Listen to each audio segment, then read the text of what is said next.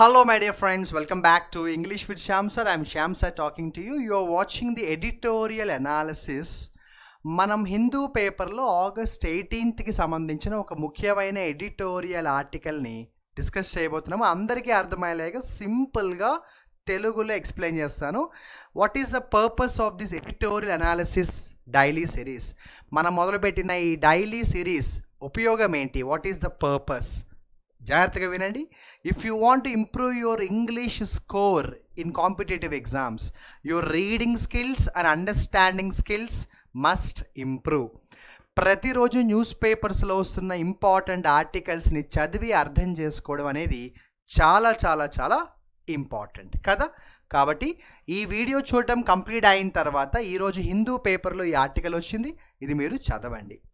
ప్రతిరోజు ఆర్టికల్స్ చదవడం వల్ల మనకి అండర్స్టాండింగ్ స్కిల్స్ అనేవి చాలా ఇంప్రూవ్ అవుతాయి.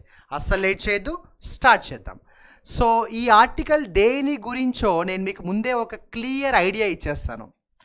రీసెంట్గా ఇండియాలో, బీహార్లోనే కాదు చాలా చోట్ల ఎలక్షన్స్కు సంబంధించిన కొన్ని అవకతవకలు జరిగాయి.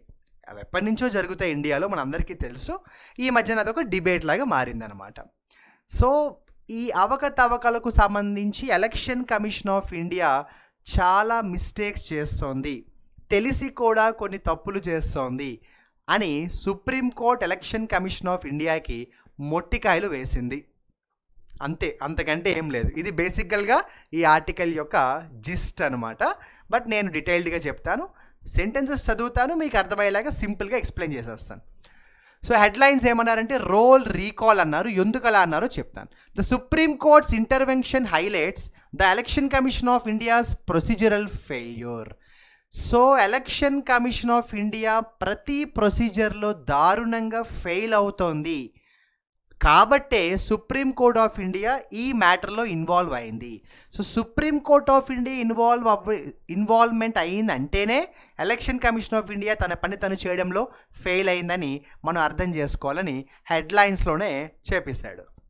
Next, in what must be seen as a rap on the knuckles of the Election commission of India, the Supreme Court of India ordered it to publish the names of 65 lakh voters excluded from the Bihar's draft electoral roll and the reasons following the SIR, Special Intensive Revision exercise.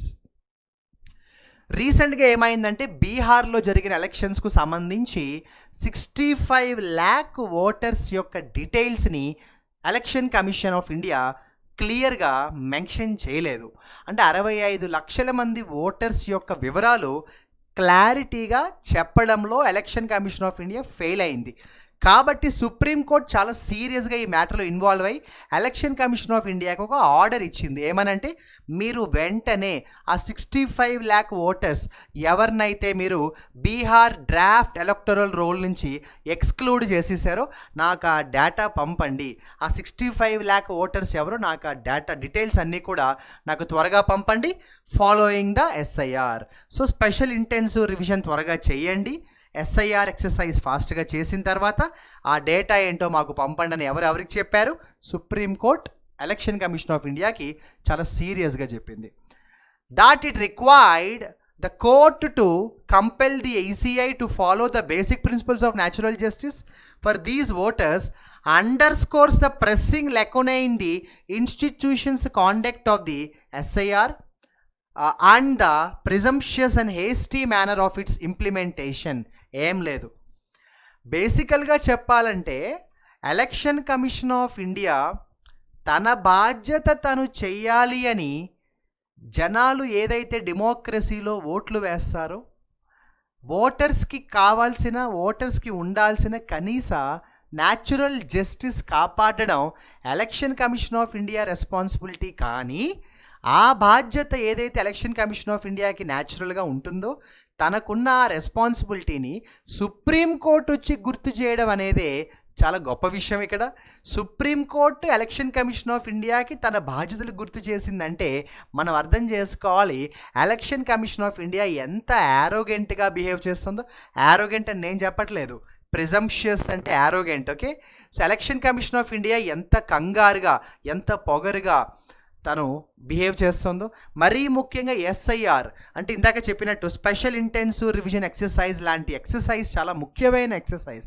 అలాంటి exercise చేసేటప్పుడు ఎంత దారుణమైన mistakes చేస్తుందో, gap వస్తుందో, లేకునే అంటే gap వస్తుందో మనకు అర్థమవుతోందని చెప్తున్నాడు ఈ సెంటెన్స్లో. ప్రతి సెంటెన్స్ కొంచెం ఘాటుగా, హార్ష్గా ఉంది కదా. ఇది నేను చెప్తోంది కాదు, ఆర్టికల్లో చెప్పేది చెప్తున్నాను. Okay, next one. There has been no consolidated list of the excluded electors whose names the ECI claims have been removed because they have died or untraceable or have fake duplicate entries. Election Commission of India ఎవరి information అయితే సరిగ్గా లేదు, వాళ్ళు చనిపోయారు, వాళ్ళు duplicate, వాళ్ళు fake అని చెప్పిందో, అరే మాకు మీరు చెప్తున్న ఇన్ఫర్మేషన్ పేపర్లో క్లియర్గా మెన్షన్ చేసి మాకు ఇవ్వండి అని సుప్రీంకోర్టు అడుగుతోంది ఎలక్షన్ కమిషన్ ఆఫ్ ఇండియా అని. కానీ ఎలక్షన్ కమిషన్ ఆఫ్ ఇండియా ఇవ్వలేకపోతోంది ఆ data. No reasons have been provided against each name. సరే పలానా వ్యక్తి ఎందుకు ఓటు వేయలేదు, లేదు ఎలా ఓటు వేశాడో ఒక రీజన్ ఉండాలి కదా పక్కన. ఆ రీజన్ కూడా సరిగా మెన్షన్ చేయలేకపోయింది election commission of India.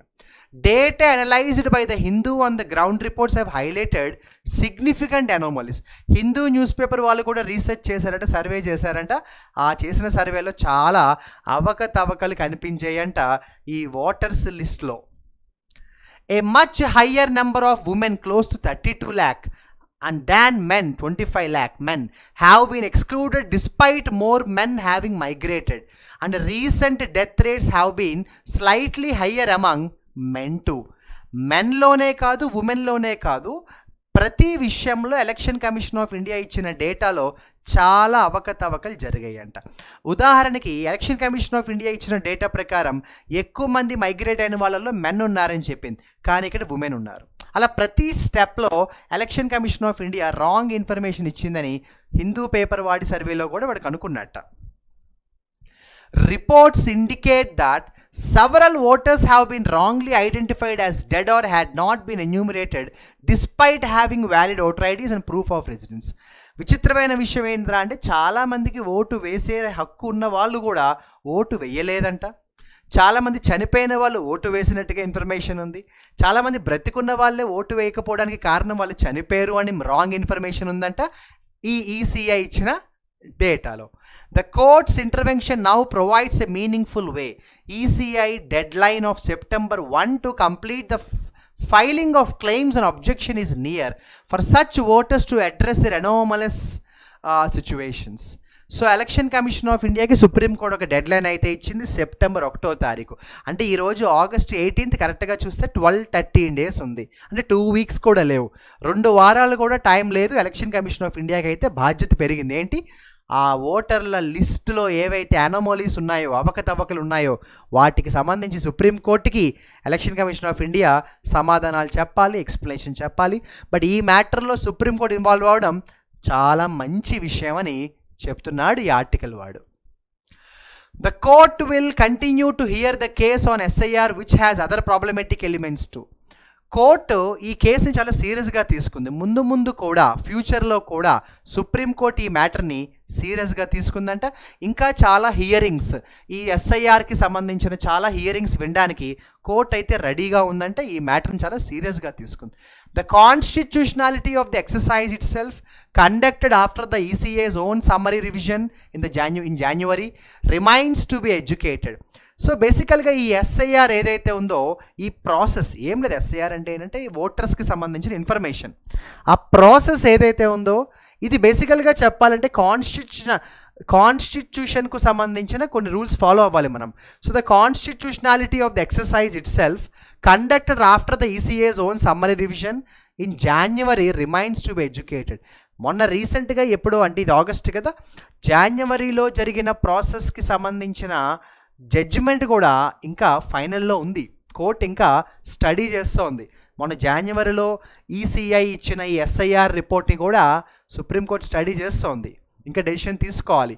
Also, the ECI still insists that enumerated voters in the draft roll are vetted by election registration officers based on the availability of one of the 11 indicative documents which don't include the more universally available Aadhaar or ration cards. This point is very important. Supreme court అయితే ఇంత సీరియస్గా ఉంది. మరి election commission of India ఏం చేస్తుందంట, ఒకే మాట పదే పదే చెప్తుందంట. ఏమని అంటే, ఇందులో మా తప్పు లేదు, ఎందుకంటే ఏ ఓటర్ల ఇన్ఫర్మేషన్ అయితే మేము ఇచ్చామో మీకు, ఆ ఇన్ఫర్మేషన్ మాకు ఎవరు ఇచ్చారంటే అక్కడ లోకల్గా ఏదైతే కాన్స్టిట్యున్సీస్ ఉంటాయో, నియోజకవర్గాలు ఉంటాయో, పోలింగ్ బూత్స్ ఉంటాయో, అందులో ఉండే election officers, election registration officers వాళ్ళే మాకు ఇన్ఫర్మేషన్ ఇచ్చారు. వాళ్ళు ఒక 11 డాక్యుమెంట్స్ వెరిఫై, అంటే one of the 11 documents verify చేసి ఈ లిస్ట్ని తయారు చేశారట. కానీ ఆ లిస్ట్లో, ఆ డాక్యుమెంట్స్లో ఆధార్ కానీ రేషన్ కార్డు కానీ లేదంట. అదే అన్నాడు, విచ్ డు నాట్ ఇంక్లూడ్ అన్నాడు. With the court ordering the ECI to allow excluded citizens to file objections with their Aadhaar cards and having nudged it to accept this document in 2 previous hearings, the ECI must now include the Aadhaar card as an identity document also. Supreme court shock అయిందండి. అదేంటి, vote వేయడానికి కావాల్సిన అర్హతలో చాలా documents చూస్తున్నారు మీరు, election మన Aadhaar card ఎందుకు include చేయట్లేదు? వెంటనే ఆధార్ కార్డ్ని కూడా ఇంక్లూడ్ చేయండి. ఫర్ ఎగ్జాంపుల్ శ్యామ్ సార్ ఉన్నారు, శ్యామ్ సార్కి ఒక ఆధార్ కార్డు ఉంది కాబట్టి ఆధార్ కార్డు చెక్ చేస్తే ఆ ఎలక్షన్ ఆఫీసరు నాకు ఓటు వేయడానికి, నాకు ఆ ఓటు వేసే హక్కు ఇవ్వాలి కదా, కరెక్ట్. సో సుప్రీంకోర్టు ఏం చేసింది, ఇప్పుడు ఎలక్షన్ కమిషన్ ఆఫ్ ఇండియాకి చాలా సీరియస్గా వార్నింగ్ ఇచ్చింది. మీరు అతి త్వరలో, వెరీ తక్కువ టైంలో, in the coming few days, in the very near future, add Aadhaar card as also one of the documentation criterion అని చెప్పింది. అంతేకాకుండా ఎవరైతే ఓటర్లు ఓటు వేయడంలో ఫెయిల్ అయ్యారో, ఎవరైతే ఓటర్లు ఓటు వేయలేకపోయారో వాళ్ళు కూడా వాళ్ళ అబ్జెక్షన్స్ని రైజ్ చేయొచ్చు అని పీపుల్కి కూడా సుప్రీంకోర్టు ఒక అవకాశం ఇచ్చిందన్నమాట. The court's order also shines a light on the ECI's use of non transparent means to conduct the SIR. ఎంత పెద్ద మాట అన్నాడు. ఎలక్షన్ కమిషన్ ఆఫ్ ఇండియా ఈ ఎస్ఐఆర్ ప్రాసెస్ చేస్తున్న విధానం నాన్ ట్రాన్స్పరెంట్గా ఉందంట. అంటే అన్నీ అబద్ధాలే అనమాట, నిజాలేమీ కాదు. So election commission of India చాలా మోసాలు, చాలా తప్పులు చేస్తోందని సుప్రీంకోర్టు ఇండైరెక్ట్గా చెప్పకనే చెప్పింది కదా. అసలు ఈ మ్యాటర్లో సుప్రీంకోర్టు ఇన్వాల్వ్ అయిందంటేనే something is fishy in the ECI కదా. It has made it onerous for civil society to parse the electoral rolls and it continues to use that ploy even now by refusing it to put up the full list of those excluded and the reasons in one place. ఒక పక్కన supreme court first నుంచి ఏం చెప్తోందంటే, ప్రజలకు vote వేసే హక్కు ఉంది, వాళ్ళు vote వేయాలి. ఆ ఓటు వేయకపోతే ప్రాబ్లం, అలా అని వేయాల్సిన ఓట్ల కంటే ఎక్కువ ఓట్లు వేసినా, రిగ్గింగ్ చేసినా కూడా ప్రాబ్లమే. కాబట్టి ఈ న్యాచురల్ జస్టిస్ని, ఈ అడల్ట్ ఫ్రాంచైజ్ని, అంటే ఓటు వేసే ఒక బ్యూటిఫుల్ డెమోక్రటిక్ ఎలక్షనీరింగ్ ప్రాసెస్ని కాపాడాల్సిన బాధ్యత సుప్రీంకోర్టు మీద ఉంది. At the same time election commission of ఇండియాకి కూడా ఈ రెస్పాన్సిబిలిటీ ఉందని సుప్రీంకోర్టు ఈసీఐకి చెప్పింది. ఇట్ హ్యాస్ మేడ్ ఒనరస్ అనమాట, అంటే వెరీ డిఫికల్ట్ అనమాట. ఎలక్షన్ కమిషన్ ఆఫ్ ఇండియా చేస్తున్న పనులు ఎలా ఉన్నాయంటే, ప్రాసెస్ మొత్తం కాంప్లికేట్ అయిపోయింది, ప్రాసెస్ మొత్తం డిఫికల్ట్ అయిపోయింది అనమాట. ప్లాయ్ అంటే ఏంటంటే ఒక కుట్ర, ఒక సీక్రెట్ ప్లాన్ అనమాట. Universal adult franchise has been a cornerstone of India's democracy since independence. నేను ఇప్పుడే చెప్పాను, చాలా ఇతర దేశాలకు ఇండియాకి ఉన్న డిఫరెన్స్ ఏంటంటే, ఇండియాలో యూనివర్సల్ అడల్ట్ ఫ్రాంచైజ్ ఉంది, వి ఆల్ కెన్ ఓట్. డెమోక్రసీకి అదే కదా ఫౌండేషన్. డెమోక్రసీ అంటే ఏంటి, అదే కదా కార్నర్ స్టోన్. మనకి నచ్చిన వాడిని మనం ఎలక్ట్ చేసుకోవచ్చు. కానీ ఈ బ్యూటీ ఆఫ్ ద డెమోక్రసీని ఎలక్షన్ కమిషన్ ఆఫ్ ఇండియా మర్చిపోతోందని సుప్రీంకోర్టు ఈసీఐకి వార్నింగ్ ఇచ్చింది. The upcoming hearings in the case and the ECI's action in rectifying its role in Bihar's SIR process will go a long way in assuaging serious concerns about the voter enrollment process in the country today. ఏది ఏమైనా కూడా బీహార్ ఎలక్షన్స్కు సంబంధించిన ఈ SIR ప్రాసెస్లో election commission of India చేస్తున్న తప్పులు, supreme court ఇస్తున్న suggestions, supreme court ఈసీఐకి వేస్తున్న మొట్టికాయలు, ఇదంతా కూడా మనందరికీ చాలా అడ్వాంటేజే అంట. ఎందుకంటే ఫ్యూచర్లో ఇప్పుడు ఈ కేస్ కోర్టులో చాలా సీరియస్గా వెళ్తుంది. సుప్రీంకోర్టు కూడా చాలా హియరింగ్స్కి వెల్కమ్ చెప్పింది కాబట్టి భవిష్యత్తులో ఈ ఈ పర్టికులర్ ఇష్యూకి సంబంధించి ఏవైతే టెన్షన్స్ ఉన్నాయో, కన్సర్న్స్ ఉన్నాయో, ఆ టెన్షన్స్ అన్నీ కూడా ఎస్యువేజ్ అవ్వడానికి చాలా హెల్ప్ అవుతుంది అన్నాడు. అంటే ఎస్యువేజ్ అవ్వడం అంటే ఈ టెన్షన్స్ అన్నీ తగ్గుతాయి అంటున్నాడు. అంటే సుప్రీంకోర్టు ఈ మ్యాటర్లో ఇన్వాల్వ్ అవ్వడం వల్ల మనకేంటంటే ఈ ఇష్యూకి ఉన్న ప్రాబ్లమ్స్ ఏవైతే ఉన్నాయో అవి ఫ్యూచర్లో తగ్గే ఛాన్స్ ఉంటుందన్నాడు. సో కంక్లూడింగ్ స్టేట్మెంట్లో ఏమన్నాడంటే సుప్రీంకోర్టు ఈ మ్యాటర్లో ఇన్వాల్వ్ అవ్వడం చాలా మంచిదే అన్నాడు. ఇప్పుడు అందుకే హెడ్లైన్స్లో చూస్తే రోల్ రీకాల్ అని హెడ్లైన్ పెట్టి చూసారా, ఎందుకు ఈ పేరు పెట్టాడు రోల్ రీకాల్ అని? Why is this name given roll recall? ఎవరికి బాధ్యత? ఎలక్షన్ కమిషన్ ఆఫ్ ఇండియాకి కొన్ని బాధ్యతలు ఉన్నాయి. What is the role of Election commission of India? The role of Election Commission of India is to make sure that the democracy should prevail. ప్రజాస్వామ్యం గెలవాలి. మరి ప్రజాస్వామ్యం గెలవాలి అంటే election commission of India total ప్రాసెస్ని ట్రాన్స్పరెంట్గా చేయాలి. అలా చేయకపోవడం వల్ల జరుగుతున్న అనామలీస్, అవకతవకలు. సుప్రీంకోర్టు ఇన్వాల్వ్ అయింది. ఈసీఐకి సెప్టెంబర్ 1కి డెడ్ లైన్ ఇచ్చి ఎవరెవరు ఓటర్ లిస్టులో మిస్ అయ్యారు, ఎందుకు మిస్ అయ్యారు, అసలు ఆ వ్యక్తి చనిపోయాడా, చనిపోలేదా, బ్రతుకున్నాడా, మరి ఉంటే ఎందుకు ఓటేయలేదు, ఇవన్నీ కూడా క్లారిటీగా సబ్మిట్ చేయమని సుప్రీంకోర్ట్ ఆఫ్ ఇండియా అయితే ఈ మ్యాటర్లో ఇన్వాల్వ్ అయింది. This is a very easy article. Now I will tell you, is this article easy, moderate or difficult? I feel this article is somewhere easy to moderate level. ఇది పూర్తిగా moderate అని చెప్పను కానీ easy to moderate level అంటాను. Because the level of the English language proficiency used in this article is easy to moderate. But I have to mention here vocabulary కొంచెం difficult ఉన్నాయి. ఈ ఆర్టికల్లో ఒక 15-20 వొకాబులరీ ఉన్నాయి, కొంచెం డిఫికల్ట్ ఉన్నాయి. ఆ వొకాబులరీ తెలియకపోతే you cannot understand the article. Now ఈ ఆర్టికల్ చదవడం వల్ల మనకి ఏంటి ఉపయోగం అంటే 2 ఉపయోగాలు ఉన్నాయి. You can improve your reading skills, understanding skills. మరొక ఉపయోగం, bank exams, SSC CGL exams, LIC AAO exams, NIACL exams, intelligence bureau లాంటి ఎగ్జామ్స్, గ్రూప్ 1 గ్రూప్ 2 యూపీఎస్సి లాంటి ఎగ్జామ్స్ రాసే వాళ్ళకు క్వశ్చన్ పేపర్లో ప్యాసేజెస్ ఉంటాయి, reading comprehension. This paragraph, this article that came on August 18th Hindu paper can directly come tomorrow in our exams as reading comprehension. అందులోంచి questions అడగచ్చు. ఇలాంటి ఆర్టికల్స్ చదవండి. You can improve your reading skills, reading speed, understanding skills. I hope the video is useful for you. Andariki ee article ardhamaindi anukuntunnanu. Thank you so much for watching this video. My dear friends, give your feedback in the comment section about this program called editorial analysis.